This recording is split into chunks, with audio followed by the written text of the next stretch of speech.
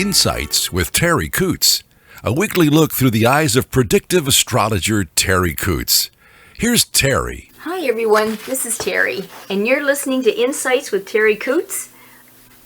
I thank you so much for joining me and offering your time to me. It's such a pleasure to talk with you, and I hope that you find some of the things that we talk about tonight a little on the interesting side.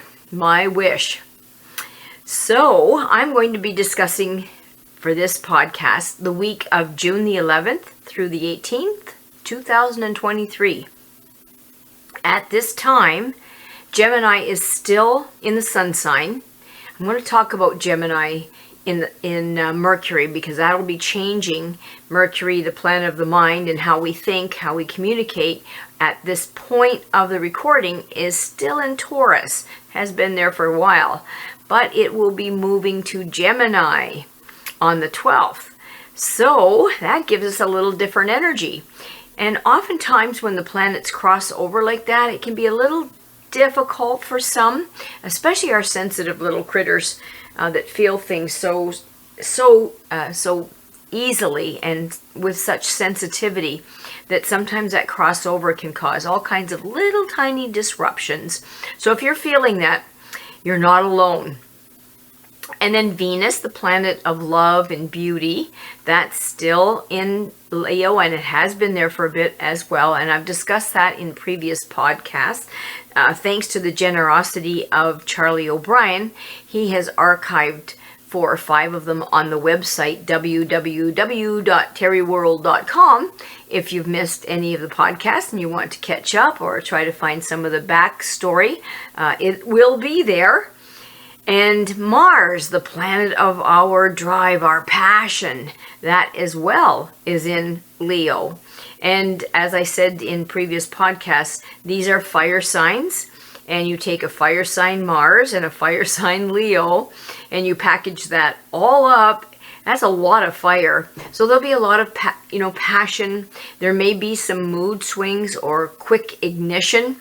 So you want to be careful that there's not a little anger thrown in there. If you're already a little bit on the frustrated or angry side, that could exacerbate it. So just kind of keep an eye on that for yourself and your loved ones. We will be having a new moon at the end of this week. I just want to prepare you for that. It's a good thing, depending on where you're coming from. The new moon will be in Cancer. Cancer is that energy of home, body, and loyalty and love and wanting to be cherished and want to cherish other people. So it's an energy field that really does like home base. So it's a great time for entertaining people, family, friends in your own home, or playing around in the garden, doing some cooking, bringing some cooking to me, to your friends and family. Just doing homebody things just is a very, very distinct pleasure right now if you take advantage of it. The new moon specifically is just like it sounds, new moon, new energy, new pattern, new portal. So this really is a great time if you are wanting to get a new body, which would be maybe losing some weight. It's not a good time for weight gain. If you'd like to gain weight, you look at the full moon for that. But if you'd like to lose some weight, or you want your animals or your pets to slim down a little bit, instead of working against nature, you'd be working with nature. So it wouldn't be a bad thing to take an eye on that and look at it. Now, because we'll be moving into Gemini in Mercury, I haven't discussed it in a little bit, and I just want to touch on it really quickly. Gemini is a very intellectual type of energy field, and for many of us, with that being above us, we might be blessed with a quick wit. So you may, if you were a speaker or a stand-up comedian or somebody that has to speak to somebody, your wits will be about you if you want to kind of tap into that. And because of that quick-witted energy, and it's an air sign, sometimes if we're not careful and trying to focus our mind a bit or focus our attention, we could come off as somewhat scattered. I see it in people, I see it in animals during this time. The dogs, for instance, or horses or cats or whatever, but I'm going to take dogs specifically here because if I do the training, sometimes it's a little hard for them or ourselves to focus. There'll be a bird fly by, and instead of the dog looking at you, they're looking at the bird. Or a person may do the same thing. I might be trying to teach a lesson to somebody and they're looking at their watch or they're looking at their phone. It's very hard to focus sometimes because the energy is just flashing everywhere. If you're interested in different things, this is the time that we could really do with some eclectic interests, just all over the place. This is the time to experience new things and to have that curiosity float to the surface and let us try something different. As I have found about Gemini people, they know a little bit about everything, really. They can talk about just about anything on any subject. So when that raining down on our head, with that doing that for us, then we can maybe be more interested in different things, maybe reading different types of books that we wouldn't normally look at, taking advantage of different things that we don't normally, trying different foods, trying different hobbies. Great time for that. This is a time that really lets us bring into our lives lots of facts and figures and help us with a more broad knowledge of things. A little bit of this, a little bit of CNN, a little bit of CTV, little bit of. So it just helps us broaden our horizons and some of our interests and some of our knowledge. Guard against being superficial. This energy could let us skeech across that surface and then just be quite superficial and not do any deep diving. It's okay to know a little bit about everything, but sometimes it comes off like we know too much and found out that we don't really, or we might get stuck in having too many interests and not wanting to delve too deeply into any one thing that could make us again look superficial. So this is an energy field that allows us to maybe learn, it makes sense to learn, and to maybe possibly look at our environment as a stimulating environment for learning. So when we get into that, it might be something that if you want to, I'm myself in the middle of a course, so it's kind of interesting to me to look at the different thoughts in the course, the different ways the trainer looks at things, the way the teacher presents things. So it's stimulating. I'm finding it very stimulating. We'll get bored easily, but this is an energy field that can produce for you the effect of being a fast learner. So if you want to take advantage of that, now is the time to do it. The beginning of the week, we may find the vulnerability, always with medical astrology, for instance, there's pressure put on or taken off certain body parts, and sometimes we become a little bit more vulnerable in one area or another, depending on where the moon is. So the moon has a lot to do with how our health looks to us during the time that moon is in a certain zodiac sign. So it can predispose us to certain types of experiences with our body and our body parts. So for right now, the beginning of the week, you may find that if you're prone to headaches, you could be a little bit more likely to have a headache or have that little bit of tension type of thing around your head, sinuses, things of that nature. It could also revolve around the head, the teeth, as I said, the sinuses. So if you're weak, the tongue, if you're weak in that area, it can head towards, that's a pun, it can head towards that and make us a little bit more vulnerable in that area. Towards the middle of the week, it starts to move down, the moon being in Taurus, and that involves the neck, the vocal cords, the throat, the thyroid, that type of an energy field. So if you're vulnerable there, it could hit you a little bit harder.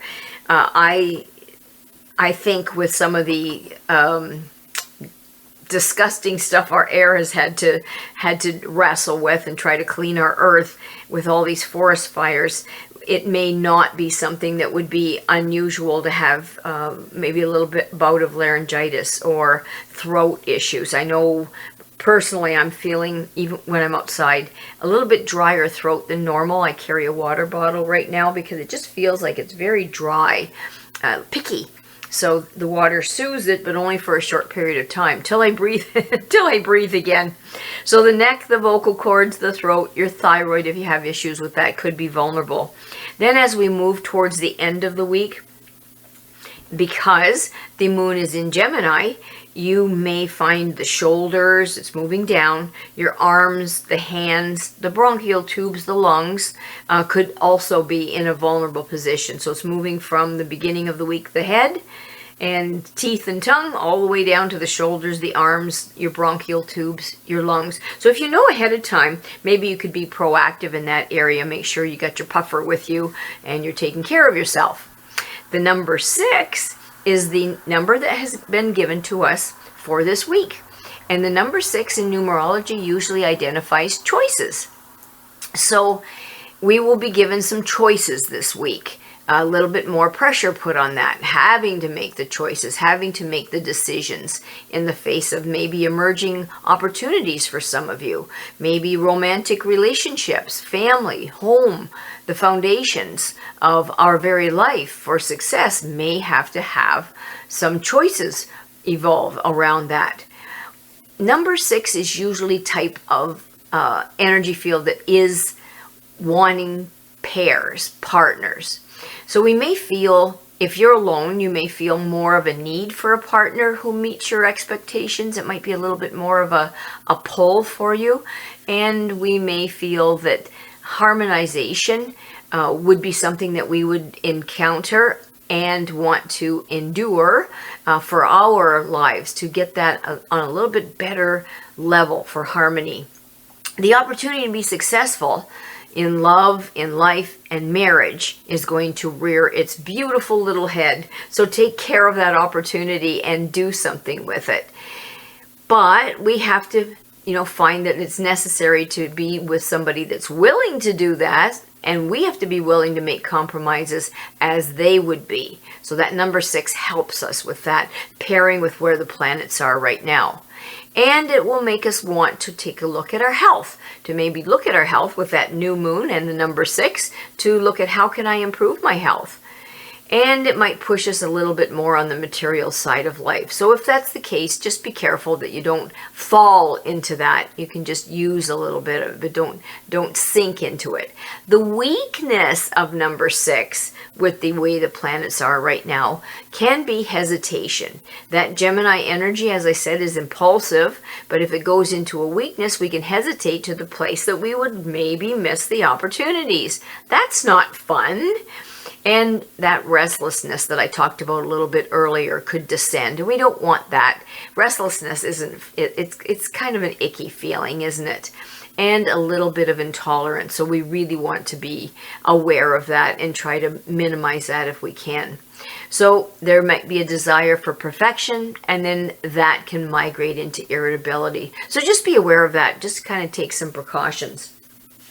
Now, I did a little reading for us, remembering it's general. One of the main energies that came up for us this week for all of us is it's an energy field of mental acuity. Well, that pairs beautifully with the Gemini. And it's one of those energy fields that really like to cultivate that force, that mental force, that when we think about something, we can get it done. When we look at something and we really can visualize it, the power of positive thinking, the power of the mind, that's in full force this week. So you do not want to miss that. Now, if you're not thinking right, yeah, you do want to miss that.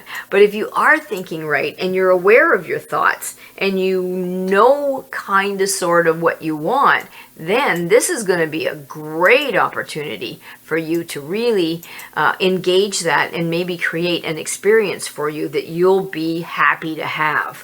It's a good energy field.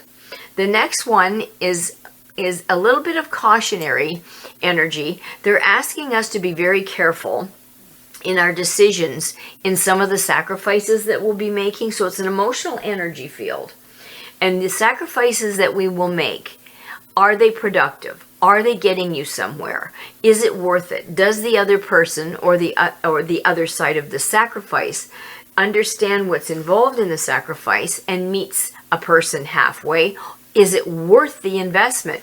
So the universe is asking us to look at what sacrifices are you making in your life right now. Is it worth it? Is there a payback? Is it productive? If it isn't, you're being given full exacerbation to just get out, exemption, I should say. Just get out. Don't do it. Just back away from it. You don't have to do it if you don't think it's worth it right now. Sainthood is not up on the chopping block right now. Not all of us, some of us are going to find a very difficult card came up. And like I said, it's general, so not all of us are going to experience this, thankfully. But it's a very difficult card. And it's the card of learning how to let go. And if we don't learn how to let go easily, then we will be learning how to let go painfully and with difficulty. So just be aware of that.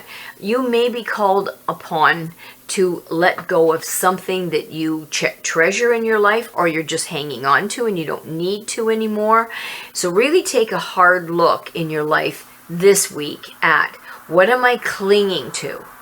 Because if we cling to it and the universe is asking us to let it go, it will be ripped away from us, and that causes pain. So be ahead. There's nothing wrong with being ahead of the situation here. So if you can, try to look around, go through your closet. What needs to get rid of? Just show the universe you're trying. I'm going to get rid of this and give it to somebody else because I'm not using it. So look around in your life. What other things can you go through and let go of and make your life a little bit lighter for having done that, and a little bit more fun because you're not dragging all that baggage around. Alrighty, on that note, I would like to sincerely thank Charlie O'Brien for putting all of this up and doing all that work for us. He's got us on Spotify. He's got us on Apple iTunes, Amazon Music, and SoundCloud, and YouTube. I will put the link when he gives it to me up on Facebook. So I really appreciate your time and listening to this. Don't be afraid to like and subscribe. That helps us. And on the website, www.terriworld.com, he has archived, as I said a little earlier, 4 or 5 of the podcasts, just in case you forgot or you need to just, update yourself a little bit. And if you happen to get this before Tuesday, or maybe even just a little after, we are starting the Canine Corral with the dogs, obedience and fun on the farm, getting your dogs whipped into shape, having fun, using some of that energy, getting us out in the fresh air and playing with the dogs and wearing ourselves out as well and getting that much needed exercise. And that starts again on Tuesday night. They're on Tuesday nights. Beginners is 6 o'clock and intermediates a little bit after that. So if you are interested in bringing your dog out, get in touch with me right away. Alrighty, thank you so much. And if you would like a reading for yourself and or a gift certificate for somebody else that you know, love, and cherish, you can call or text 519-726-6699, or you can email me at terri.coutts@gmail.com. Thank you so much for tuning in. I really appreciate it. Have a wonderful week, everybody. You go have fun. Thanks again. Bye for now. Thanks for listening to Insights with Terri Coots. Visit Terri's website at terriworld.com. TERRI world.com.